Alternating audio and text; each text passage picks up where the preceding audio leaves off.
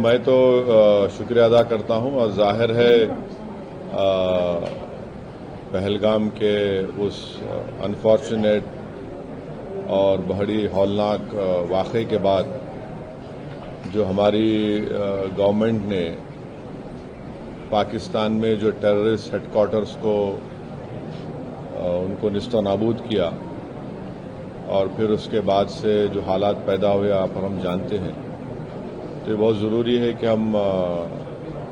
जहाँ कहीं भी गवर्नमेंट हमको भिजा रही है, क्योंकि ये गवर्नमेंट ऑफ इंडिया की तरफ से है, इसमें तो कोई पार्टी एफिलिएशन नहीं होगा, न रहना चाहिए।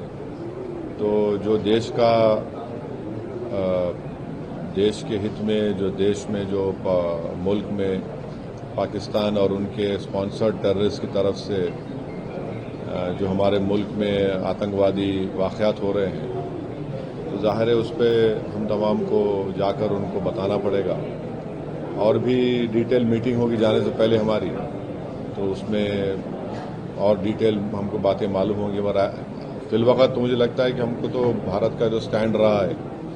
कि हम टेररिज्म के ख़िलाफ़ थे, क्योंकि टेररिज्म के हम विक्टिम रहे हैं और ख़ास तौर से पड़ोसी मुल्क बार बार हमारे मुल्क में आतंकवाद बोलिए, दहशतगर्दी को यहाँ पर प्रमोट करता है, सरपरस्ती करता है। तो ये उनको इन तमाम एक इम्पॉर्टेंट काम है और इंशाअल्लाह मैं तो पूरी कोशिश करूँगा इस जिम्मेदारी को अच्छी तरह निभाने की। कितनी ज़रूरत लगती है इस तरह के डेलीगेशंस को जो है इस वक्त में जाना और दुनिया को बताना, बाकी देशों को? देखिए, पहले भी जब अटल बिहारी वाजपेयी वज़ीर आज़म थे, फिर उसके बाद एक डेलीगेशन गया था, फिर उसके बाद 2008 में जब 26/11 का हुआ, उसमें भी उस वक्त डॉक्टर मनमोहन सिंह की सरकार ने एक डेलीगेशन भिजाया था। तो ये हमारी जिम्मेदारी है, हम पब्लिक के रिप्रेजेंटेटिव हैं, जनता ने हमको चुनकर भिजाया है। तो चुनकर सिर्फ यही नहीं भिजाया कि हम सिर्फ अपने कॉन्स्टिट्यूंसी के बारे में बात करें, बल्कि हम लोग भारत की आवाम को रिप्रेजेंट करते हैं और आज भारत की आवाम बेचैन है, तकलीफ़ में है और ख़ास तौर से बेचैन और तकलीफ़ में इसलिए है क्योंकि वक्तन फ़ौक़्तन ये दहशतगर्दी के आतंकवाद के वाक़यात होते हैं और पहलगाम के बाद तो इस देश में बहुत ज़्यादा सब भारत के लोग यूनाइटेड हैं कि टेररिज्म को ख़त्म होना चाहिए। देखिए, हम लोग गवर्नमेंट ऑफ इंडिया, हमारी देश को रिप्रेजेंट कर रहे हैं। कोई हम लोग MIM पार्टी, NCP पार्टी या वो पार्टी को रिप्रेजेंट नहीं कर रहे हैं। हम लोग मेंबर ऑफ पार्लियामेंट ज़रूर हैं, एक पार्टी के तरफ से इलेक्ट हुए हैं, बट ये जो काम है हम अपने मुल्क की नुमाइंदगी करने, मुल्क में क्या हो रहा उन देशों में जाके बताने के लिए, कैसा हमारे मुल्क में हमारी बेटियां बेवा हो रही हैं, हमारे बच्चे यतीम हो रहे हैं, कैसा पाकिस्तान इस मुल्क को डिस्टेबलाइज करना चाहता है। और पूरी दुनिया को ये देखना है कि हमारी फिफ्थ और 4th लार्जेस्ट इकोनॉमी हमारी है। अगर यहाँ पर कोई एक नेबरिंग कंट्री जो खुद इनस्टेबल है, अगर यहाँ पर डिस्टेबलाइज होगा तो पूरे इंटरनेशनल लेवल पे इसका असर क्या पड़ने वाला है,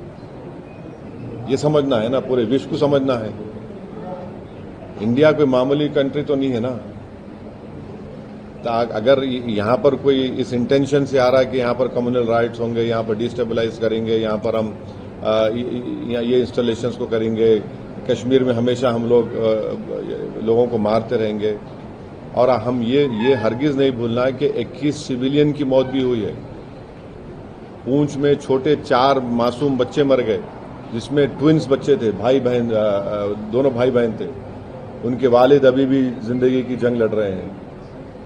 हमारे 5 आर्मी के लोग भी इसमें मारे गए, 21 सिविलियन मारे गए, कई घरों को नुकसान हुआ। तो ये सब बातें रखना है ना, दुनिया के सामने हम जाके रखेंगे और इन कंट्रीज के सामने जाके रखेंगे, हम उनको बोलेंगे कि ये देखिए आप, ये ठीक है क्या, ये तो ऐसा हो नहीं सकता ना। और हमारे जितने भी हमारे कंट्रीज, हमारे तो अच्छे ताल्लुकात हैं उनसे, ट्रेड के ताल्लुकात अच्छे हैं। हम UK से अभी ट्रेड एग्रीमेंट करें, तो तमाम जाए, हम जितने MPs जाएंगे और जो भी भारत सरकार का पोजीशन और व्यू है, उसको हम लोग बेहतर से बेहतर तरीके